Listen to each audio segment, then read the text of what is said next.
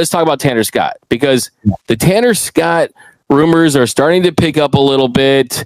I've heard that there's interest from Tanner Scott's side. The Dodgers have made it pretty clear they want to add another high-level reliever, and they are interested in Tanner Scott as well. But the news recently is that Tanner Scott is looking for $80 million for Tanner Scott. Now, I predicted that the Dodgers would ultimately sign him for $60 million, and that makes $80 million, gives it another year and another $20 million. But that's a lot. I mean, this team's got the money to do it, and they've kind of broken all these rules we thought they had for themselves in the last couple of years. But do you think $80 million for Tanner Scott is a deal that you would do, Mr. Tim Rogers?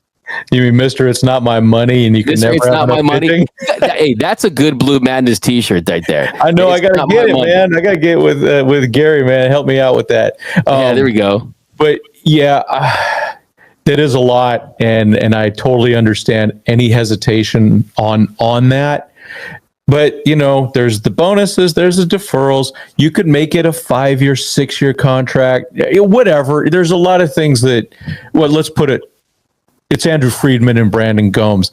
If they want him, they will get him. There you go. But as an alternative, though, man, I love the idea, even though he's not a lefty, of Kirby Yates.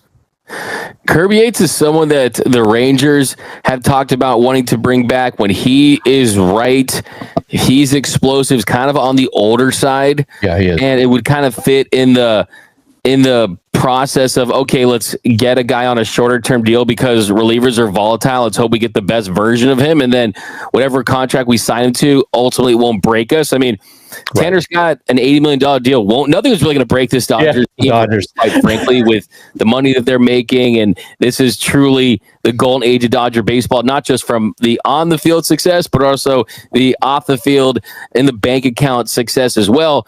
But it is a bigger investment. And when you're not going to spend $80 million on relievers every offseason. So if you're going to do that this offseason, it better be a guy that you can trust is going to have success. And kind of diving into Tanner Scott as a player, the only real knock on him is the command.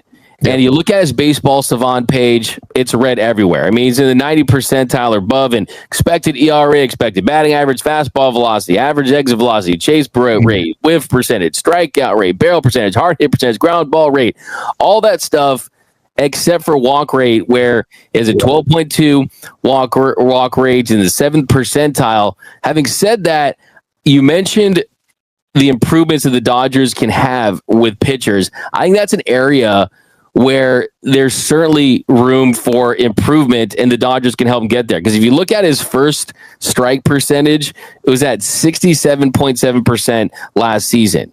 League average was at 61.5%. Talk to a lot of pitching coaches, talk to people, they'll say that's an indicator of a way to walk less guys. So I think that he just hasn't put it all together from that standpoint, but he's the best reliever available, and I don't think that would deter me from wanting to sign him. Yeah, I'm with you. I mean, that is definitely my first option to get him. I just think that would make the bullpen just amazing, and that's just going into the season with even a bunch of question marks. It's amazing. Yeah, absolutely. I mean, we're talking about someone throws 97, 98, throws a hard slider. You've mentioned Aroldis Chapman a couple times, guys like that, hard throwing lefties.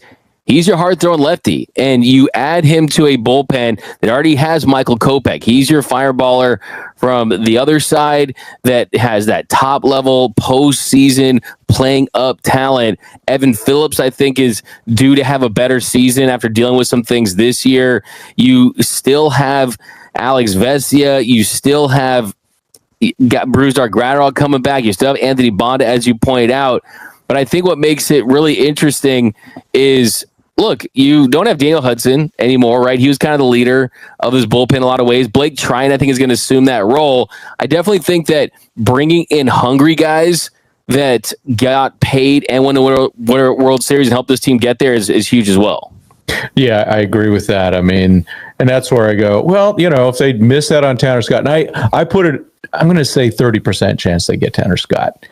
So that's why I'm going, hey, I'm already going to get my heart set on someone like a Kirby Yates. Now, what Kirby brings, of course, is the splitter. Now, the Dodgers talk about they like to have variety in their bullpen. That splitter, and it's nasty, that is a difference maker. You go and say, okay, here we go with Evan Phillips with his stuff. Then you bring in a Kirby Yates, and then you bring in a Trinan or a Kopech. It's just you have all sorts of nice variety there. When I'm not including the lefties. So yeah, absolutely, no doubt about it. I mean, that's why I like that for sure. I mean, that splitter for Kirby Yates, and you're right. I mean, Andrew Friedman has mentioned that you don't want to have every guy coming out of your bullpen throwing 100. You also don't have every guy coming out of your bullpen throwing the same fastball slider combo that we're seeing from teams. Having guys that can mix it up, give guys different looks, it just keeps them off balance. And that splitter for Kirby Yates is one of the best we've seen out of a reliever, and he still has it. Last season, opponents hit 114 off that splitter. He paired it with that four-seam fastball. It's a nice, clean, easy combination. Throws the four-seamer 60% of the time, throws the splitter almost 40% of the time. And I love that simplicity with that. And I definitely think that's someone that's interesting to pivot towards. I definitely think so too. I'm surprised. 30%. You said the Dodgers get who they want.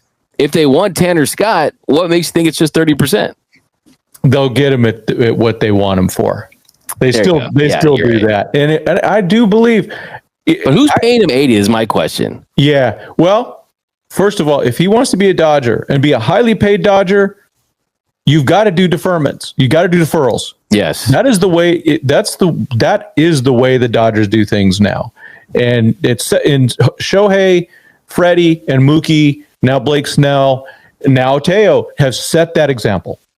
So that will factor in, and that might make it a little easier for the Dodgers to stomach it. Because I think there's probably in their head a principle going, I don't want to pay another reliever a lot of money. I don't want to do this.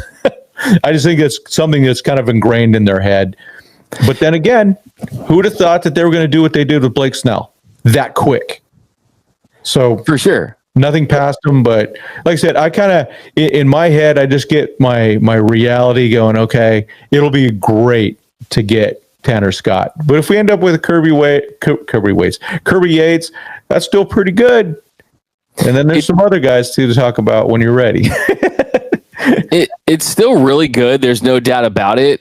But I do think that with this team showing us again, even the Teoscar Hernandez deal where you're already way past the Cohen threshold, you have to pay 110% surcharge on anything after that. When you look at the AAV, when you look at the signing bonus, you're up to $45 million in a commitment right off the bat with Teoscar Hernandez, right?